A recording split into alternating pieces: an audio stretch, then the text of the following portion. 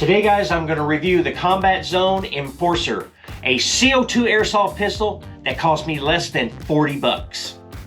So why would I pay $40 for an airsoft pistol when I've got almost $1,000 into 4 of these airsoft rifles here on the wall? Well, the reason is not a lot of people out there can afford to pay $1,000 for an airsoft pistol or even an airsoft rifle. They're apt to buy something like this. So let's look closely at this little guy and see if it's worth the 40 bucks. So it says right here on the side, Umarex, which is a company that's made in Taiwan. It even says on the package it's made in Taiwan. It seems to be made out of this pretty sturdy high impact plastic. According to the package, it shoots 400 FPS with .12 BBs. So it has a Picatinny rail right here on the bottom of the barrel. It has a safety here. And the cool thing about this safety is you have to push it in and pull it back to get the pistol to fire. It has an adjustable rear sight, and it also has a permanent front sight. The magazine release is right here on the left side of the pistol, so it's made for righties. And it is a very, very small magazine that holds 15 rounds. Loading the magazine is pretty easy. Just grab this and pull it back, and it actually locks into place. There's a little hole right here. Just fill it full of BBs. And then right here on the back, there's a little knob that sticks out.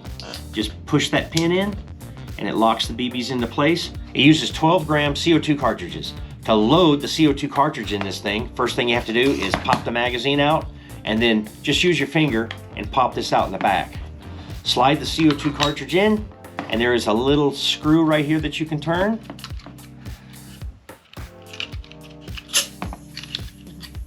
It's in. It doesn't sound like it's leaking. Yeah, I don't hear anything. Safety works great. Press it in, pull it back. It's pretty loud. Let's go ahead and put some 20s in it, take it out in my backyard, and we'll test it out. Got my Excortec X3200 Mark III chronograph here. I got the Enforcer pistol. Safety is off. It's loaded with .20s, fresh CO2 cartridge. Let's see what we get. 335.6 FPS, 1.05 joules. 333 FPS, 1.03 joules. 336.8, 1.05 joules. 334.2, 1.04. 332, 1.02 joules. 333.9, 1.04 joules. When it comes to FPS, this thing is incredibly consistent. Now let's range it and see what the accuracy is.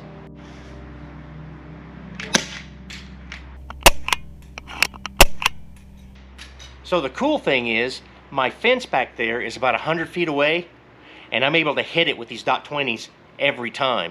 Now right now I have my Foxeer 4K camera on here with a 25mm lens, and as you can see, I'm able to nail my back fence every time.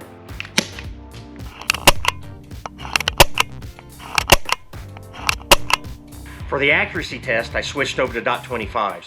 Earlier when I told you that the back sight was adjustable, it's not. I saw a screw on top of it, so I assumed it was adjustable. I don't know what that screw does. Probably holds something inside here together, but it does not have an adjustable sight. This gun has no hop up at all, so I'm gonna have to use Kentucky windage. Kentucky windage is where you make a shot, you see where the BB lands, and then you adjust your aim point to hit the target.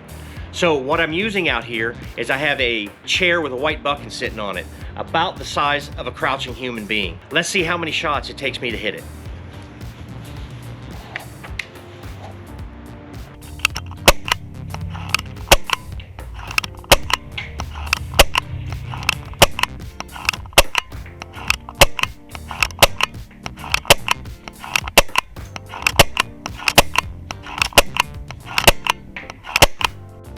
So when it comes to range, about 100 feet on this, it was pretty consistent out at 100 feet. I think it'd be a lot more consistent and a lot more accurate at 50 feet, but I didn't want to test it.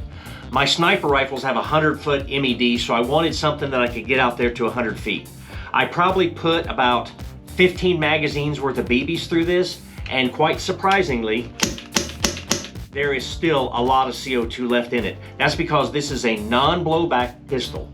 So the reason I got this pistol was that a lot of the fields out here that I play on require snipers to have a CQB or a pistol that has a 0-foot MED with it. The pistol that you have with you is called your secondary, and I wanted a backup to my secondary. There's games that I go out there that are about 4 hours away, and I want to make sure I'm able to play if my secondary doesn't work. I got this particular pistol at Tactical Airsoft Supply in Layton, but I bet they carry them in Salt Lake City also. So if you don't live in Utah, that's not a problem. I'll leave links down in the description where you can find this pistol for yourself. So a 12-gram CO2 airsoft pistol for 40 bucks. Do I think it's worth it? Yeah. So if you have spent all your money on your rifle and you need a secondary, this is something to start off with. Fairly consistent, which I think I can hit a man-sized target from 100 feet away, probably about 75% of the time. I hope you enjoyed this review, guys, on this pretty awesome little pistol here. I was really surprised. I think it's worth its money. I got another review right here for you that you can watch. Thanks for hanging out to the end. You guys have a good one. Shreq out.